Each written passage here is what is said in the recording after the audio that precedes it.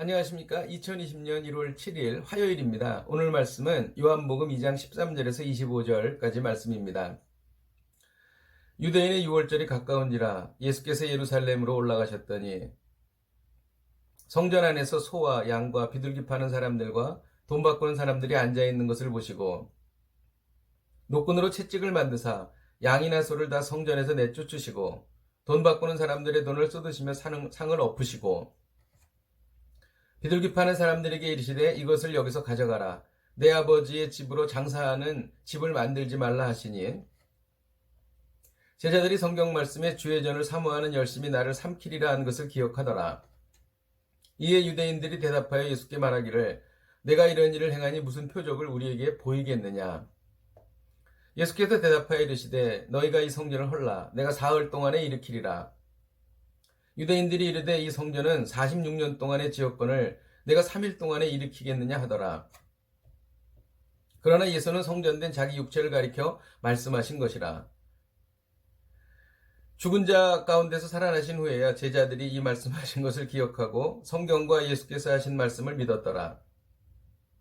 6월절에 예수께서 예루살렘에 계시니 많은 사람이 그의 행하시는 표적을 보고 그의 이름을 믿었으나 예수는 그의 몸을 그들에게 의탁하지 아니하셨으니 이는 친히 모든 사람을 아시며 또 사람에 대하여 누구의 증언도 받으실 필요가 없었으니 이는 친히 그가 사람 속에 있는 것을 아셨음이라. 아멘. 성전은 하나님을 만나는 장소입니다. 그리고 죄를 용서받는 장소인 것이죠. 그런데 그 성전 안에서 오히려 죄를 짓는 사람들이 있었습니다. 이들은 하나님께 드리는 제사를 이용해서 자기의 탐욕을 채우는 장사치들이었습니다. 예수님은 이에 대하여 거룩한 분노를 발하시고 그들을 쫓아내신 것입니다. 오늘은 성전 정결에 관한 말씀입니다. 유대인의 6월절이 갖고 왔을 때 예수님은 예루살렘으로 올라가셨습니다. 성전 안에 들어가셨는데 소와 양과 비둘기 파는 사람들과 돈 바꾸는 사람들을 본 것입니다. 예수님은 노끈으로 채찍을 만드셨습니다. 그리고 거칠게 양이나 소를 다 성전에서 내쫓으셨습니다. 돈 바꾸는 사람들의 돈을 쏘시며 상을 엎으셨습니다. 그리고 비둘기 파는 사람들에게 이르셨습니다. 이것을 여기서 가져가라. 내 아버지의 집을 장사하는 집으로 만들지 말라고 말씀하셨습니다. 제자들은 이런 예수님의 모습을 보고 구약 성경의 말씀을 떠올렸습니다. 17절에 보면 주의 전을 사모하는 열심히 나를 삼키리라. 이 말씀을 생각한 것이지요. 이 말씀은 하나님에 대한 불타는 열정이 예수님께 앞으로 닥치게 될 고난과 십자가 죽음을 예고한 표현이라고 할 수 있겠습니다. 많은 사람들이 놀랐고 예수님에 대해서 이렇게 물어보았습니다. 내가 이런 일을 행하니 무슨 표적을 우리에게 보이겠느냐 질문한 것입니다. 예수님께서 이렇게 대답하셨습니다. 너희가 이 성전을 헐라 내가 사흘 동안에 일으키리라 말씀하셨습니다. 사람들은 이 성전이 46년 동안 지어졌는데 어떻게 사흘 동안 짓겠는가 반문했습니다. 그러나 예수님은 건물 성전을 말하는 것이 아니고 예수님 자신 성전된 자기 육체를 가리켜 말씀하신 것이었습니다. 제자들은 예수님이 십자가에 죽으시고 다시 살아나셨을 때 비로소 이때 예수님께서 하신 말씀을 깨닫게 되었습니다. 6월절에 예수님께서 예루살렘에 계시면서 많은 기적을 행하셨을 때에 많은 사람들이 표적을 보고 예수님의 이름을 믿었습니다.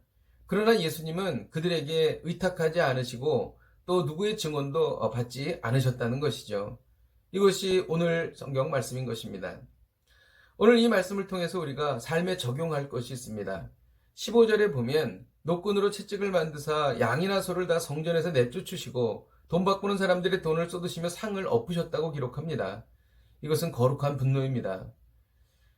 하나님을 사랑하는 사람은 거룩한 분노가 있어야 합니다. 참 그 어느 때보다도 우리나라의 동성애가 극성입니다.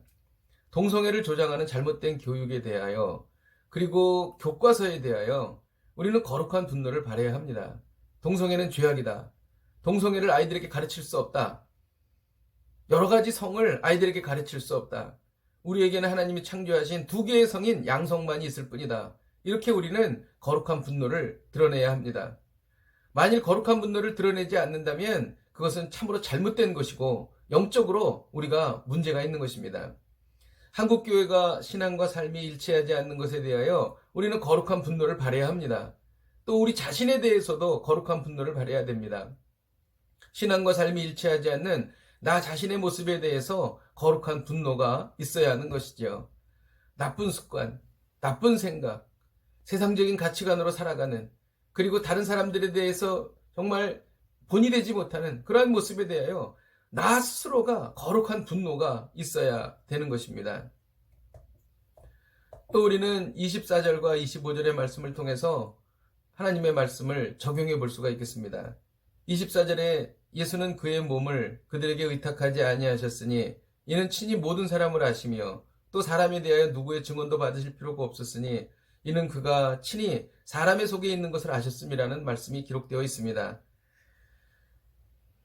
24절에 그의 몸을 그들에게 의탁하지 아니하셨다라는 말씀은 지속적으로 그들을 신뢰하지 않으시고 지속적으로 그들에게 의탁하지 않으셨다는 뜻입니다. 그 이유는 친히 모든 사람을 아셨다는 것이죠. 사람들의 마음속에 연약하고 부패하고 그리고 늘 변하는 그러한 사람들의 그러한 속성을 아셨기 때문에 그렇게 하신 것입니다. 또 25절에 보면 또 사람에 대하여 누구의 증언도 받으실 필요가 없었다고 기록하는데 예수님은 굳이 다른 사람들의 보충적인 증거를 들어서 사실을 확인할 필요가 없었다는 것입니다.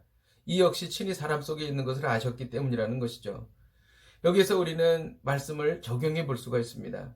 사람은 믿을 만한 대상이 아닙니다. 저도 그렇고 여러분도 그렇고 이 세상에 있는 모든 사람이 다 그렇습니다. 왜 그러냐면 우리는 부패한 본성을 가지고 있기 때문입니다. 사람은 믿을 만한 대상이 아니고 사랑의 대상입니다. 우리는 사람들을 사랑해야 합니다. 그러나 신뢰의 대상은 아닙니다.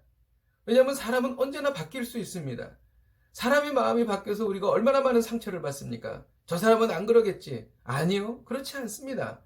사람의 마음은 지속적이지 못합니다. 사람을 신뢰하면 결국 낭패를 보게 되는 것이죠. 하나님은 그렇지 않으십니다. 하나님은 변하지 않으십니다. 하나님은 영원하십니다. 사람을 의지하지 말고 하나님만 전적으로 의지하라. 이것이 오늘 하나님께서 우리에게 주시는 말씀인 것입니다. 혹시 우리가 사람을 의지하고 있지는 않았습니까? 이제 우리가 그 사람은 사랑할 대상으로 바꾸고 하나님만 의지하여서 승리해야 될 줄로 믿습니다. 기도하겠습니다. 하나님 아버지, 오늘 말씀을 통하여 우리에게 거룩한 분노가 필요하다고 느꼈습니다. 주님의 말씀을 받고 또 세상을 바라볼 때에 우리 안에 거룩한 분노가 일어나게 하여 주시옵소서. 하나님 아버지, 또 우리가 사람을 의지하지 않고 하나님만 신뢰하기를 원합니다. 사람을 의지하여 낭패를 보지 않고 하나님을 신뢰하여 평안을 얻게 하여 주시옵소서. 예수님의 이름으로 기도하였습니다. 아멘. 할렐루야. 오늘 하루를 사시면서 거룩한 분노를 바라시며 또 사람을 의지하지 않고 하나님만 의지하여 참된 평안을 얻으시는 복된 하루가 되시기를 주님의 이름으로 축복드립니다. 오늘도 승리하십시오. 화이팅!